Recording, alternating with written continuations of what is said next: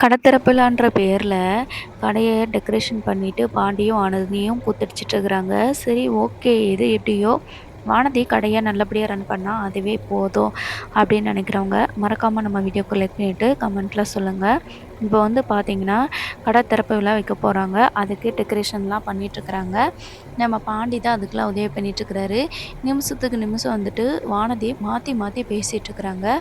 So ஒரே ரொமான்டிக்கா வந்துட்டு பார்த்தீங்கன்னா, பாண்டியும் இனிமே இப்படி தான் இவகிட்ட பேசணும். வானதியோட கேரக்டர் இதான் அப்படின்னு தெரிஞ்சுக்கிட்டு, அதுக்கு தகுந்த மாதிரி பேசுறாரு. வானதிக்கு என்னெல்லாம் பிடிக்குமோ, அதெல்லாமே வந்து நம்ம பாண்டி செய்றாங்க. ஸோ இதுக்கப்புறமா மறுநாள் காலையில நல்லதா ஒரு திறப்பு விழா வைக்கிறாங்க. பாண்டியோட வீட்ல இருந்து நிலா எல்லாரையுமே இன்வைட் பண்ணியிருக்காங்க இல்லையா? அதனால இவங்க எல்லாருமே வராங்க. அதேமாரி வானதியோட அம்மா, அப்பா, அவங்க அண்ணன் எல்லாருமே வராங்க. கடை திறப்பு விழால சிம்பிளா விளக்கு ஏத்தி நம்ம வானதி தான் வந்து கடைய திறந்து வைக்கிறாங்க. இதுக்கப்புறமா இன்னும் வாழ்க்கையில நீ இதே மாதிரி நெறைய மெடிக்கல் ஷாப் வந்து ஓப்பன் பண்ணணும். இப்பயே வந்துட்டு நல்லபடியா பிஸ்னஸ் பண்ணணும் அப்படின்ற மாதிரி எல்லாருமே விஷ் பண்றாங்க. இது எல்லாத்துக்குமே காரணம் பாண்டி தான். பாண்டி இல்லைன்னா என்னால எதுவுமே பண்ண முடிஞ்சிருக்காது.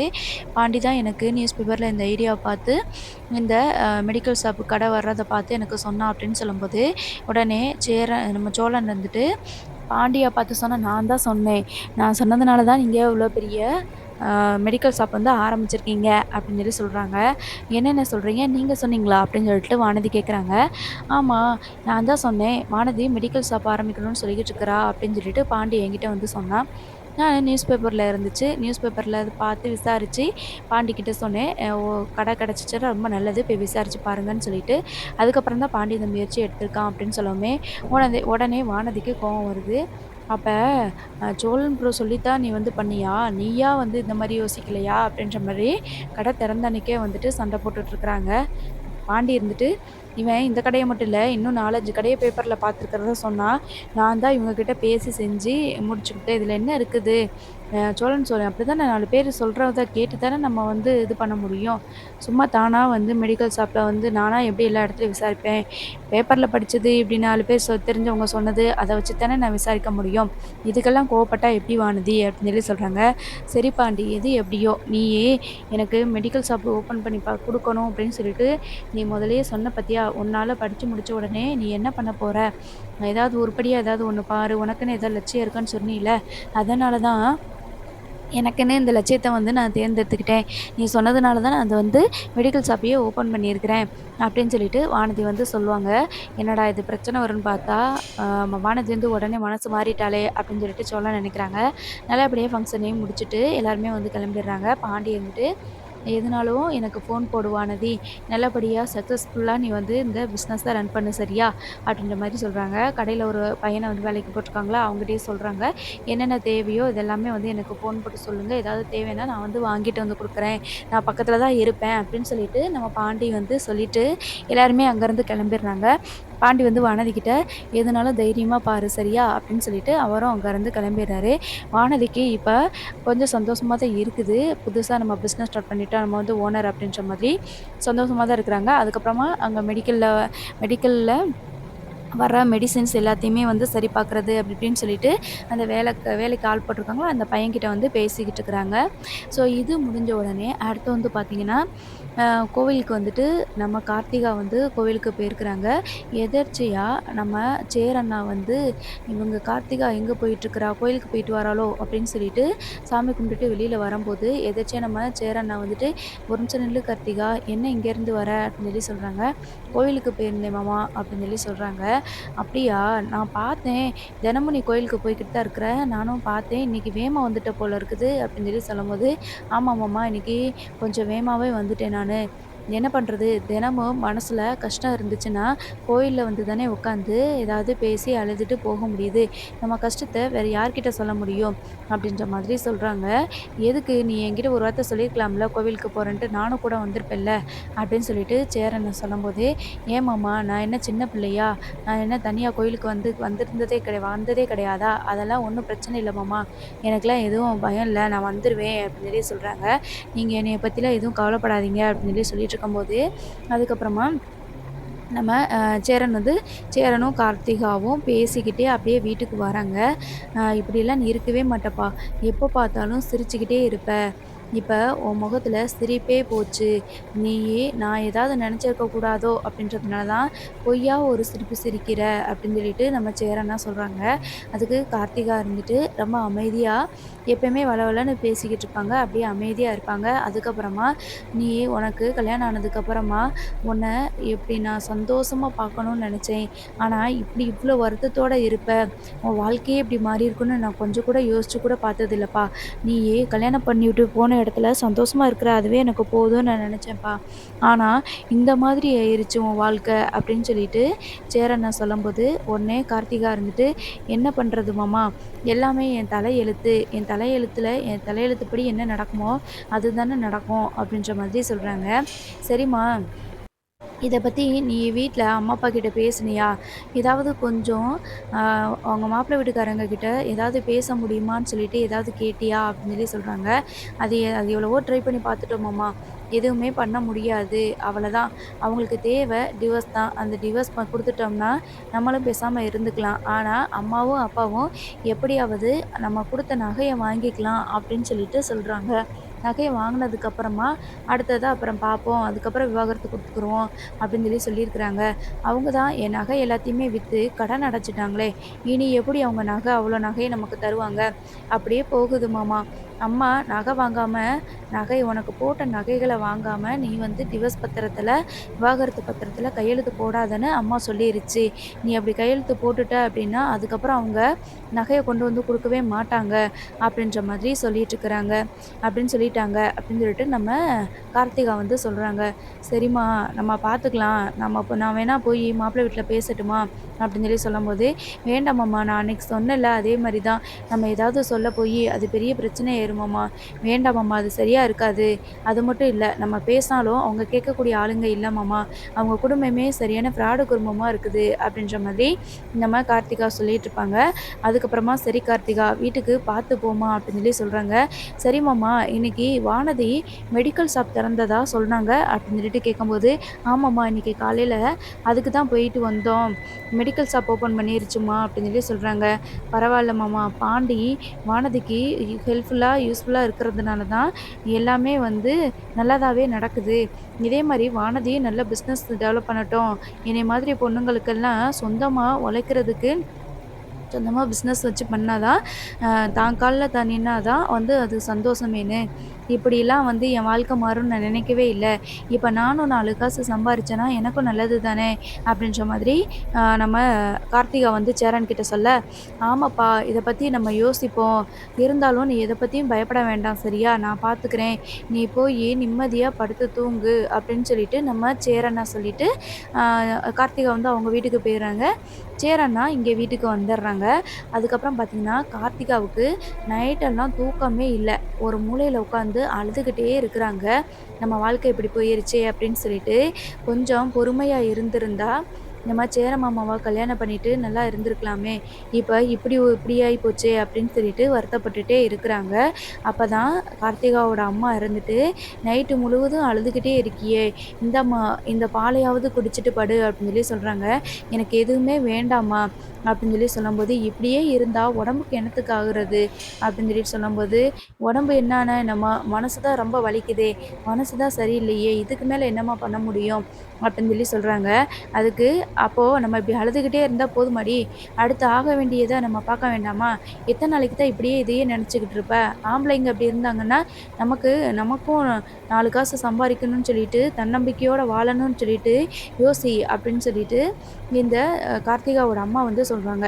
ஆரம்பத்திலேயே சேரண்ணனுக்கு கல்யாணம் பண்ணி குடுத்திருந்தா, இப்போ இவ்வளோ பெரிய அவமானம் வந்து வந்திருக்காது.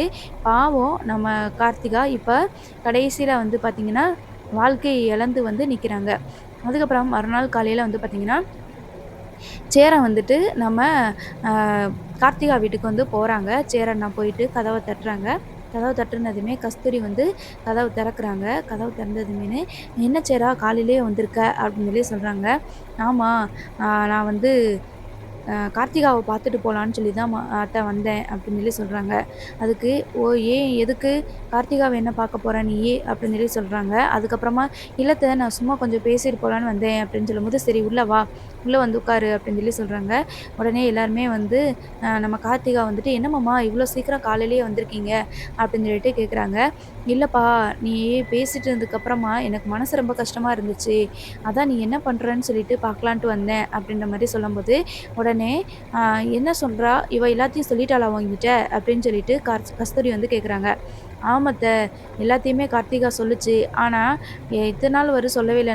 நானா தான், என்னாச்சு கார்த்திகா? நீ எப்பயுமே கலகலன்னு பேசிட்டு சிரிச்சுட்டே இருப்பியே! இப்ப ஏன் இப்படி இருக்கிறன்னு சொல்லிட்டு கஷ்டமா இருந்துச்சுன்னு சொல்லி தான் நானே கேட்டேன். அதனால தான் கார்த்திகா சொன்னா. மத்தபடி அவளா வேணும்னு எதுவும் சொல்லல. நீங்க அவள எதுவும் சொல்லாதீங்க அத்த" அப்படின்னு சொல்லிட்டு சேரன் தான் சொல்றாங்க. என்னப்பா பண்றது? எல்லாமே தலையெழுத்து. ஆனா என்னைய மன்னிச்சிருப்பா சேரா" அப்படின்னு சொல்லி சொல்றாங்க. "அத்தை என்கிட்ட எதுக்கு மன்னிப்பு கேட்குறீங்க?" அப்படின்னு சொல்லி கேட்குறாங்க. "இல்லப்பா, நானு உன்னைய கல்யாணம் பண்ணிக்கிறணும் அப்படின்னு சொல்லிட்டு என் மக வந்து நிக்கும்போது, நான் தான் உன்கிட்ட கெஞ்சி கேட்டேன். கார்த்திகாவ கல்யாணம் பண்ணிக்காத, எங்க கூட அனுப்பி வைன்னு சொல்லி சொன்னேன். நீ அப்பயே கார்த்திகாவ கல்யாணம் பண்ணியிருந்தா, இப்ப அவங்களாவது சந்தோஷமா இருந்திருப்பாங்க. நிலாவோட ரிசப்ஷனுக்கு வந்து வரும்போது தான் தெரிஞ்சுச்சு. நிலா எவ்வளோ பெரிய வீட்டு பணக்கார வீட்டு பொண்ணு. ஆனா அவ்வளோ பெரிய பணக்கார வீட்டு பொண்ணு, உங்க வீட்ல தான் நிம்மதி இருக்கு, சந்தோஷம் இருக்குன்னு சொல்லிட்டு, இப்படி சாதாரண ஒரு குடும்பத்தில வந்து வாழ்றதுக்கு அப்ப தான் எங்களுக்கே புரிஞ்சுச்சு." அப்படின்னு சொல்லி சொல்றாங்க. "இப்பயாவது மாமாவோட குடும்பத்த பத்தி புரிஞ்சுக்கிட்டியேம்மா, அதுவே போதும்." அப்படின்னு சொல்லிட்டு நம்ம கார்த்திகா சொல்றாங்க. அப்போ நம்ம சேரன் இருந்துட்டு, "அப்படிலாம் எதுவும் இல்ல அத்த. நீங்க தேவையில்லாம எத பத்தியும் நீங்க ஃபீல் பண்ணிட்டு இருக்காதீங்க. கார்த்திகாவோட மாமனார், மாமியார் கிட்ட போய் பேசுனீங்களா?" அப்படின்னு சொல்லி சொல்றாங்க. "என்ன பேசுறது? நம்ம எவ்வளவோ பேசிட்டோம். இதுக்கு மேல ஒண்ணுமே பண்ண முடியாது. கார்த்திகாவுக்கு நாங்க போட்டிருந்த நகை எல்லாத்தையுமே அவங்க வாங்கி கடன் அடைச்சிருக்காங்க." அப்படின்னு சொல்லி சொல்றாங்க. "ஆமா, கார்த்திகா சொன்னா அத்த. ஆனா அதுக்காக அப்படியே விட்டுற முடியுமா? நமக்குன்னு 4 சொந்தம் இருக்குது." அப்படின்னு சொல்லிட்டு நம்ம சொந்தக்காரங்களா போய் கேட்டா தான் அவங்களுக்கு தெரியும் அப்படின்னு சொல்லிட்டு சொல்றாங்க. "அதுவும் சரிதான்." அப்படின்னு சொல்லி நம்ம சேரண்ணா கிட்ட வந்து கஸ்தூரியும் சொல்றாங்க. "நாங்க இருக்கிறோம் அத்த. நீங்க எதுக்குமே பயப்படாதீங்க. என்னைக்குமே நீங்க வந்து நம்ம குடும்பமா நீங்க பார்த்தது கிடையாது. ஆனா நாங்க உங்க யாரையுமே பிரிச்சு வச்சு பார்த்ததே கிடையாது அத்த. நீங்களும் எங்க குடும்பம் தான். கார்த்திகாவ நான் சின்ன வயசுலேருந்து பார்க்குறேன். இந்த பிள்ளை இப்போ இவ்ளோ கஷ்டப்பட்டு வந்து உட்காந்துருக்கும்போது எவ்வளோ வேதனையா இருக்குது. எப்பயுமே கலகலன்னு சிரிச்சுட்டு சந்தோஷமா இருக்கும். இப்ப எந்நேரம் பார்த்தாலும் அழுதுகிட்டே இருக்குது. இத பார்க்கும்போது மனசு ரொம்ப கஷ்டமா இருக்கு அத்த. அதனால நம்ம அவங்க கிட்ட பேசணும்னா பேசிறலாம்." அப்படின்னு சொல்லி சொல்றாங்க.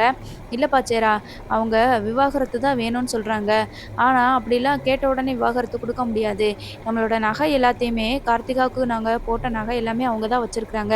நகை எல்லாத்தையுமே திருப்பி குடுத்துட்டாங்கன்னா, அதுக்கப்புறமா நம்ம எதுக்கு அங்க இருக்க போறா? நம்ம தான் விவாகரத்து குடுத்துற போறோமே அதுக்கப்புறம். அப்புறம் அவங்கவங்க வேலைய அவங்கவங்க பார்க்க வேண்டியது தான்." அப்படின்ற மாதிரி நம்ம கஸ்தூரி வந்து சொல்லிட்டு இருக்கிறாங்க. "அப்ப வாங்க அத்த, அவங்க கிட்ட போய் நம்ம பேசலாம்." அப்படின்னு சொல்லிட்டு நம்ம சேரண்ணா வந்து சொல்றாங்க. உடனே சேரண்ணனும், கஸ்தூரி, அதுக்கப்புறம் நடேசன் அப்பா 3 பேருமே வந்து பார்த்தீங்கன்னா, கார்த்திகோட மாமியார் வீட்டுக்கு வந்து போறாங்க. அங்க போயிட்டு இவர் என்ன சொல்றாங்க அப்டின்னா, நம்ம சேரன் வந்துட்டு, "தப்பா எதுவும் ஆகாது. இருந்தாலும் நம்ம வீட்டு பொண்ண கல்யாணம் பண்ணி குடுத்துருக்கோம். அவங்க வந்து நம்ம கார்த்திகாவ வச்சு வாழல அப்டினாலும், நகைவாவது திருப்பி அவங்க குடுக்கணும்ல. அதனால என்ன ஏதுன்னு கேட்போம். சும்மா விவாகரத்து குடுத்துரு, விவாகரத்து குடுத்துருன்னு கேட்டுட்டே இருந்தா மட்டும் பத்தாது. அது என்ன ஏதுன்னு பார்ப்போம். போலீஸ் ஸ்டேஷன்ல கம்ப்ளைண்ட் பண்ண வேண்டான்னு சொல்லிட்டீங்க. ஆனாலும் கூட நாங்களும் வந்து கேட்டு பார்ப்போம். அப்பதான் சொந்தக்காரங்கலாம் வந்தா தான் அவங்களுக்குன்னு கொஞ்சம் பயம் இருக்கும். நீங்க மட்டும் போய் மாத்தி மாத்தி கேட்கறதுனால, பொண்ண பெத்தவங்க அப்படின்னு சொல்லிட்டு அவங்க எதுவும் சொல்லாம இருப்பாங்க." அப்படின்னு சொல்லி நம்ம நடேசன் அப்பாவும் சேரனும் போறாங்க. அப்ப கதவ தட்டுன உடனே நம்ம கார்த்திகாவோட மாமியாரு வராங்க. மாமியார் வந்ததுமேனு, "யார் நீங்க?" அப்படின்னு சொல்லிட்டு கேட்கும்போது, "நானு கார்த்திகாவோட மாமா" அப்படின்னு சொல்லிட்டு நடேசன் அப்பா வந்து சொல்றாங்க. "கார்த்திகாவோட மாமாவா? சரி உள்ள வாங்க" அப்படின்னு சொல்லிட்டு கூப்பிடுறாங்க. சேரன் அண்ணனும் உள்ள வராங்க. அப்போ கார்த்திகா வீட்ல தான் அனுப்பி வச்சாங்களா? என்ன உங்க தங்கச்சி அனுப்பி வச்சாங்களா? உங்க தங்கச்சிக்கும் உங்களுக்கு தான் ஒட்டு இல்ல, உறவு இல்லன்னு நான் கேள்விப்பட்டேன். அப்புறம் எதுக்கு இங்க வந்து உட்காந்து பேசிட்டு இருக்கிறீங்க? அந்த குடும்பமே அப்படித்தான் இருக்கும் போல" அப்படின்னு சொல்லி சொல்லும்போது, நடேசன் அப்பாவுக்கு கோவம் வருது. "யார பார்த்து என்ன வார்த்தை பேசிட்டு இருக்கீங்க? அது என்னதான் இருந்தாலும் என் தங்கச்சி. என் தங்கச்சிய பத்தி என்கிட்டயே நீங்க இவ்வளோ தூரம் சொல்லிட்டு இருக்கிறீங்க." அப்படின்ற மாதிரி கேட்குறாங்க.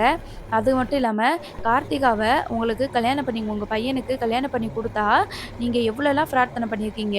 இந்த வீடு உங்க சொந்த வீடுன்னு சொல்லி பொய் சொல்லியிருக்கீங்க, வாடகை வீட்ல இருந்துக்கிட்டேன்னு. உங்க பையன் ஃபோன் போட்டா எடுக்கிறது இல்லையாம். ஏன் ஒரு பொண்ண கல்யாணம் பண்ணி கூட்டிட்டு வந்திருந்தா, நீங்க இப்படிலாம் கொடுமைப்படுத்தணும்னு இருக்குதா? நாங்க போலீஸ் ஸ்டேஷன்ல கம்ப்ளைண்ட் பண்ணா என்ன ஆகும்னு உங்களுக்கு தெரியும்ல? அப்படின்னு சொல்லி சொல்லும்போது, "என்ன மிரட்டுறீங்களா எங்கள? உள்ள வந்து எங்க வீட்டுக்கே வந்துட்டு எங்களையே மிரட்டுறீங்க?" அப்படின்ற மாதிரி கேட்குறாங்க. அப்போ நம்ம சேரன் இருந்துட்டு, "நாங்க எங்க பொண்ண பார்த்து பார்த்து வளர்த்து கட்டி குடுத்தோம்னா, உங்க இஷ்டத்துக்கு நீங்க அவளுக்கு போட்டு விட்ட நகை எல்லாத்தையும் வாங்கி வித்துருவீங்களோ?" அப்படின்னு சொல்லிட்டு நம்ம சேரனா வந்து சொல்றாங்க. "ஆமா, வீட்ல ஒரு பண தேவை இருந்துச்சு அப்படின்னா, நாங்க வந்து விக்கத்தானே செய்வோம்." அப்படின்னு சொல்லி சொல்றாங்க. "அடகு வைக்கத்தானே செய்வோம்." அப்படின்னு சொல்லி சொல்றாங்க.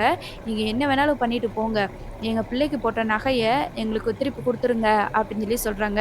பிள்ளைய வச்சு ஒழுங்கா வாழ்றதுக்கு வக்கில்ல. நீங்கலாம் வந்து நீங்கலாம் வந்து இவ்வளோ தூரம் பேசுறீங்க. உங்க பையன் அன்னைக்கு ரொம்ப சிரிச்சு சிரிச்சு பேசிட்டு இருந்தான். நான் கூட நெனச்சேன் ரொம்ப நல்ல பையனா இருக்கானே அப்படின்னு சொல்லிட்டு. இப்ப தானே தெரியுது அவனோட சுயரூபமேன்னு. நீங்க உங்க கடன்கள அடைக்கிறதுக்கு இப்படி எவன்டா பொண்ண குடுப்பான் அப்படின்னு சொல்லி பார்த்து, அவகிட்ட கல்யாணம் முடிச்சதுக்கு அப்புறமா இந்த மாதிரி நகை வாங்கி விக்கிறதா உங்களோட பிசினஸா இருக்குதா? எங்க பொண்ணு மாதிரி இன்னும் இதே மாதிரி எத்தன பொண்ணுங்கள நீங்க ஏமாத்தி வச்சிருக்கீங்க? அப்படின்னு சொல்லிட்டு நம்ம நம்ம நடேசன் அப்பாவும், சேரன் அண்ணனும் பயங்கரமா சண்ட போடுறாங்க. "அது எதுக்கு நீங்க வந்து கேட்குறீங்க? உங்களுக்கு இதுல என்ன இருக்குது?" அப்படின்னு சொல்லி சொல்லும்போது, நடேசன் அப்பா இருந்துட்டு, "நான் பொண்ணோட தாய் மாமா. நான் கேட்காம பிறகு வேற யாரு கேட்பா? கேட்கறதுக்கு யாரும் இல்லன்னு நெனச்சுட்டு, என்ன வேணாலும் பண்ணுவீங்களா?" அப்படின்னு சொல்லி சொல்றாங்க. உடனேன்னு இந்த பொம்பள இருந்துட்டு, அக்கம் பக்கத்துல இருக்கவங்கள எல்லாரையுமே கூப்ட்டு, "இப்படி வாழ வந்த வீட்ல அவங்க மாமாவையும், தாய் மாமாவையும், மகனையும் அனுப்பி வச்சு எங்கள மிரட்டுறாங்க. எங்க பையனையும் மிரட்டுறாங்க." அப்படின்னு சொல்லிட்டு சொல்லுவாங்க. அப்ப "எது என்னம்மா பித்தலாட்டமா இருக்குது? நாங்க என்னம்மா அப்படி உன்னைய பண்ணோம்? எங்க பிள்ளைக்கு போட்ட நகை எங்க?" அப்படின்னு சொல்லிட்டு நாங்க கேட்டோம்னா, "நீ என்ன ஊர கூப்பிட்டு நீ யார வேணாலும் கூப்பிட்டு என்ன வேணாலும் சொல்லு. ஆனா நான் உன்னைய சும்மா விட போறதில்ல." அப்படின்னு சொல்லிட்டு நடேசன் அப்பா வந்து கத்துறாரு. என்னதான் இருந்தாலும் கஸ்தூரி மேல கோவம் இருந்தாலும், அதாவது நடேசனோட தங்கச்சி கஸ்தூரி மேல கோவம் இருந்தாலும், வருத்தம் இருந்தாலும், கார்த்திகா மேல எப்பயுமே நடேசன் அப்பாவுக்கு ஒரு தனி பாசம் தான்.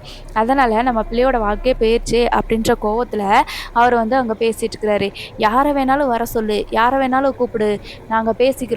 யார் மேல தப்பு இருக்கு, யார் மேல நியாயம் இருக்குன்னு சொல்லிட்டு பார்க்குறவங்க எல்லாருமே சொல்லத்தானே செய்வாங்க. அவங்க எல்லாருக்குமே தெரியத்தானே செய்யும்." அப்படின்னு சொல்லி பயங்கரமா நம்ம நடேசன் அப்பாவும் கத்திக்கிட்டு இருக்கிறாரு. ஸோ இந்த டைம் வந்து பார்த்தீங்கன்னா, நம்ம சேரன் வந்துட்டு, "போதும்பா, நம்ம போட்டிருந்த கார்த்திகாவுக்கு போட்ட நகைய மட்டும் அவங்க திருப்பி குடுத்துட்டா போதும். இதுக்கப்புறம் எதுவும் பிரச்சனை வேண்டாம்ப்பா." அப்படின்னு சொல்லிட்டு சொல்லவே, நடேசன் இருந்துட்டு, "இன்னும் 1 வாரம் தான் டைம். அதுக்கு முன்னாடி எங்க வீட்டு பொண்ணோட வாழ்க்கைக்கு என்ன பதில்ன்னு சொல்லி சொல்லுங்க.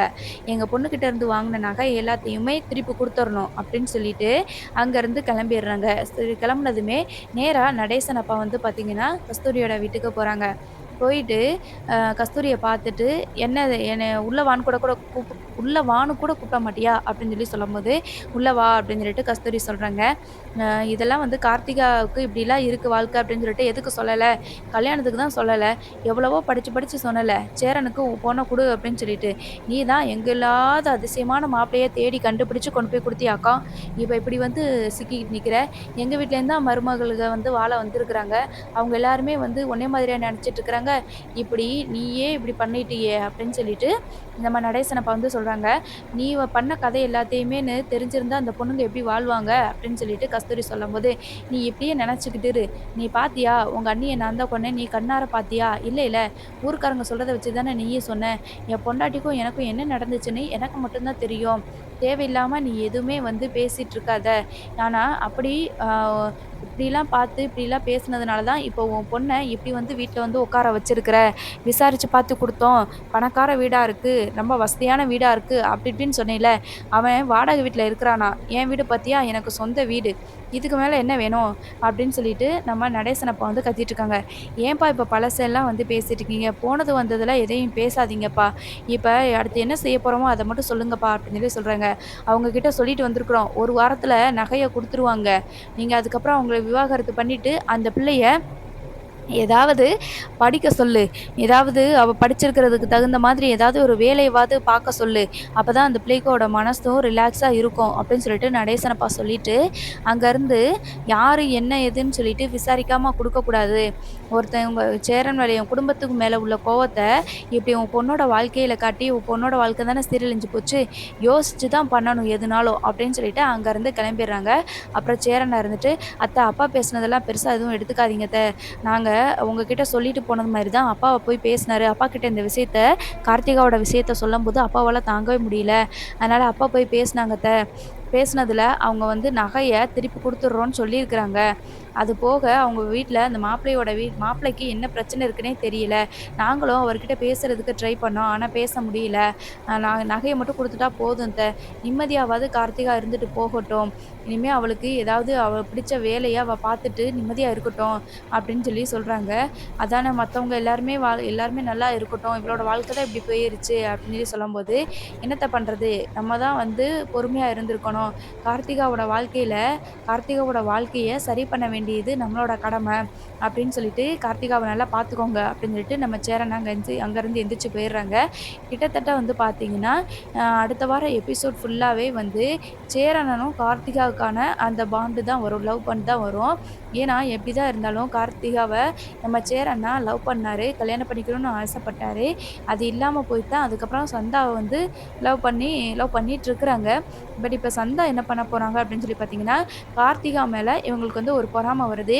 என்னதான் இருந்தாலும் கார்த்திகா அவங்க அத்தை பொண்ணு இப்படி வாழ்க்கை இழந்து வந்திருக்காங்க அப்படின்னா, நம்ம சேரன கூட சேர்த்து வைக்கணும் அப்படின்னு சொல்லிட்டு சேர்த்து வச்சுருவாங்க.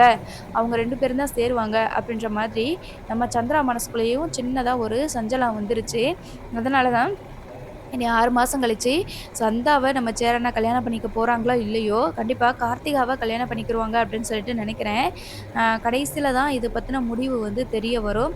நம்ம தொடர்ந்து பார்ப்போம். என்னலாம் நடக்குது அப்படின்னு சொல்லிட்டு. தேங்க்ஸ் ஃபார் வாட்சிங்.